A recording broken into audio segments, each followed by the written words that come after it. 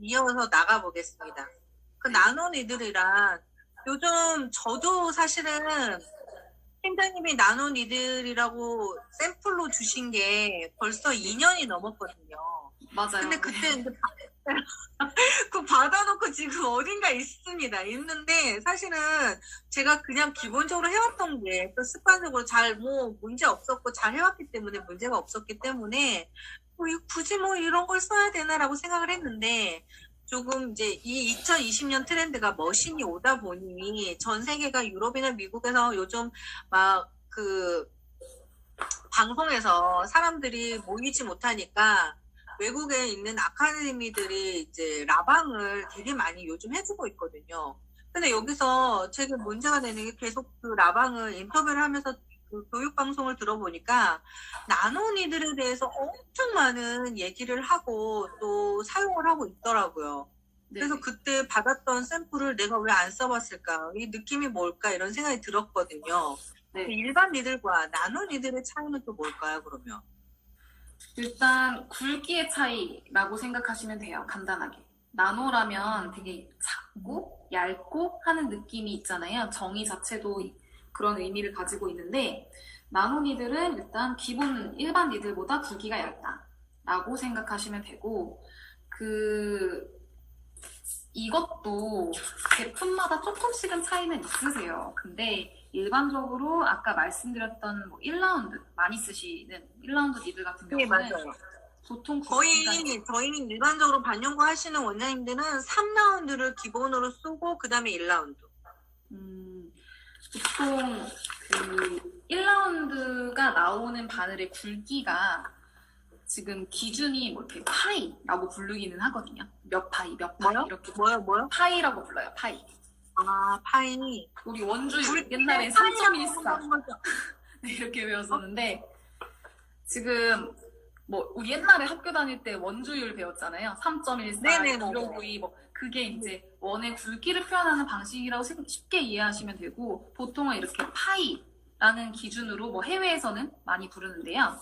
1P 네. 그러니까 나오는 굵기가 보통 대부분의 회사들에서 저희도 마찬가지지만 0.4파이 정도로 나옵니다. 그리고 나노니들은 4파이? 네, 나노니들은 0.15에서 0.2 사이가 나오게 됩니다. 그리고 0.25요? 0.15에서 0.2.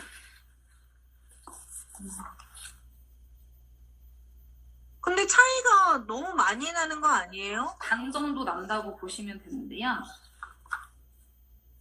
조금 쉽게 제가 사진을 찍어오긴 했는데 보여드리고 쉽게 조금만 더 설명을 드릴게요. 바늘이 이렇게 일자는 아니잖아요. 그죠? 점점 얇아지는데요. 보통 0.4 굵기를 얘기하는 건 제일 굵은 부위. 바늘이 깎이기 전에 제일 굵은 부위를 의미를 해요. 그래서 예를 들어 0.4파이다 라고 하면 제일 굵은 부위가 0.4고 점점 얇아지는 거죠. 이 끝부분을 이제 각도에 따라서 해외 사용자분들은 이걸 중요시 하셔서 타투니들 같은 경우는 이걸 부르는 명칭도 따로 있는데요. 이 각도에 따라서 좀 달라지긴 하겠지만 보통 뭐 0.2 정도 실제 나오는 이 부위가 그리고 나노니들은 말씀드렸듯이 이 기준은 가장 굵은 부위입니다. 그래서 0.15가 가장 굵은 상태인 거고 가면 갈수록 더 얇아지는 거죠. 그래서 이걸 이제 나노니들이라고 얘기를 하고 굵기를 조금 비교를 해봐 드릴게요. 그럼 실제로 얼마나 차이가 있느냐를 궁금해 하실 텐데 이게 제가 이렇게 보여드리면 사실 잘 안 보이더라고요. 그래서 아까 제가 시작 전에 조금 촬영을 해봤는데 이렇게 밑에가 일반 1P예요. 그리고 위에가 이제 나노. 사진으로 봤는데 너무 많이 차이가 나네요. 저 굵기 차이 많이 느껴지시죠? 네. 일반 니들의 반 정도 굵기라고 생각하시면 돼요. 그래서 이렇게 좀 큰 차이가 있고. 근데 팀장님 궁금한 게 있는데 또 나노 니들이 저렇게 얇잖아요. 네. 저렇게 얇은 거를 쓰는 이유가 우리가 일반적으로 이제 원장님들이 3라운드를 많이 쓰는 이유가 뭐냐면 1라운드를 썼을 때 데미지가 더 오히려 3라운드보다 1라운드를 쓰면 색소도 잘 안 들어가는 것 같고 또 데미지도 심한 것 같다 그랬는데 저 1라운드를 찍어서 보여드렸는데 저거보다도 저거의 반이면 더 데미지가 심하지 않을까요? 그 데미지가 1P가 더 큰 것 같다라고 얘기하시는 거는 그럴 수도 있어요. 왜냐면 이런 의미거든요. 궁금하신 거니까 좀 설명을 드리면 0.4의 굵기가 예를 들어 이 정도라고 생각해 보세요. 바늘이. 그리고 나노니들은 0.25라고 말씀을 드렸잖아요. 그러면 네. 보통 3P 이제 저희 회사 기준으로 말씀을 드리면 저희 회사는 3P는 0.2짜리를 써요. 그러니까 0.25보다 더 얇은 건데요. 그게 3개가 모여 있는 상태인 거죠.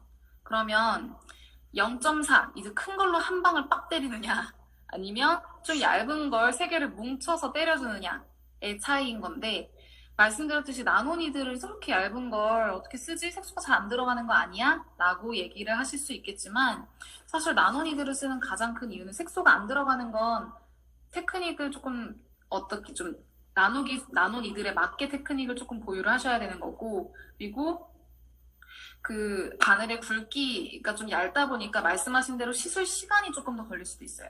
조금 더 여러 번 쳐줘야 되는 단점이 있을 수는 있지만 나노니들을 사용하는 이유는 사실 확실한 이유는 통증이 적습니다. 그러니까 피부의 데미지가 적습니다. 이거 아까 표현해드린 것처럼 굵은 니들로 한 방을 빡 때려주는 거랑 얇은 니들로 때려주는 거의 통증의 차이는 크거든요. 그래서 나노니들을 썼을 때는 피부 손상이 적고 단연고 문신의 가장 큰 장점은 예를 들어 쉐이딩, 눈썹에 쉐이딩을 하실 때 여러 번 반복해서 치시게 되시잖아요. 계속 이렇게 칠하시죠. 네, 계속 이렇게 네네. 칠하시는데 같은 부위를 계속 난사질을 하는 거예요. 쉽게 말하면. 그죠? 그러면 피부가 데미지를 받을 수밖에 없어요. 피부가 데미지를 받는다는 것의 의미는 탈각이 많이 된다.